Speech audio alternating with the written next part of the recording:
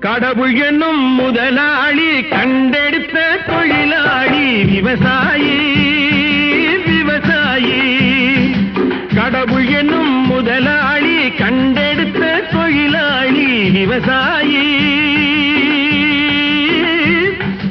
விவசாயி.